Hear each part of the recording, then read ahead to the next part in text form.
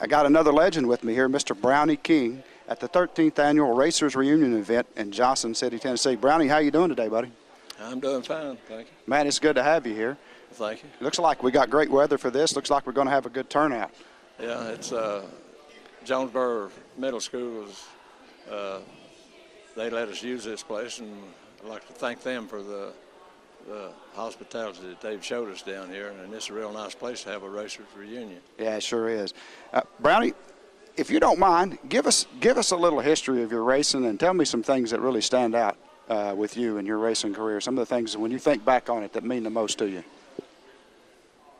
Well, whenever I first started driving, I raced at the old Asheville and Weaverville Speedway, driving an old 32 Ford Coach, and I ended up finishing 5th that day, and that that tickled me to death because we had about 35 or 6 cars over that day. My goodness, that's a lot on that track. Yeah, but another time when I started racing in NASCAR, flipping upside down at Darlington one time after blowing a tire, well, that sticks out in my mind quite a bit. But I flipped out and flipped in the second and third and fourth turn, right in the middle of it. Top facing the traffic, I couldn't see what was coming. And so I finally just crawled out of it, up through the window, feeling like something was going to hit me any seconds, Yeah. And anyway, I jumped out of it and run across the racetrack. Well, we got it back on its wheels, and I ended up finishing the race that day. Yeah, that's pretty doggone awesome there now. But I think in '57 we finished 18 times in the top 10 and come in 9th in the point standing. If you done that nowadays, you'd win over $2 million, How much did you win, Brownie? Just enough to keep us going. The most I ever won in a race was 3rd place finish at Wilson, North Carolina, $375, I think. Doggone, that's pretty good. Now, you raced in the convertible cars. I saw the car that was redone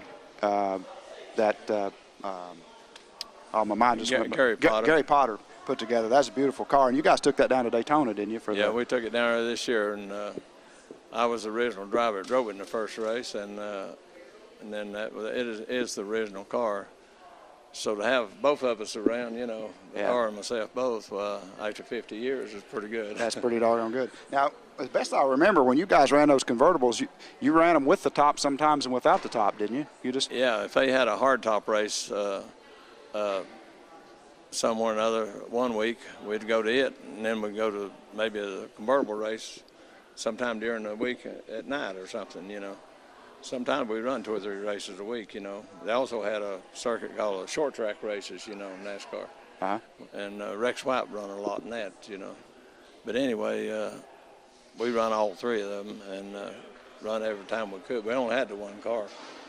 And if we got it tore up, we'd have to work day and night sometime just to get it back to where we go race again, But I enjoyed every bit of it. Yeah, I bet you did. And those some great memories right there, man. Yeah. Well, I'll tell you what, we've really enjoyed having you on our Racers Reunion TV show.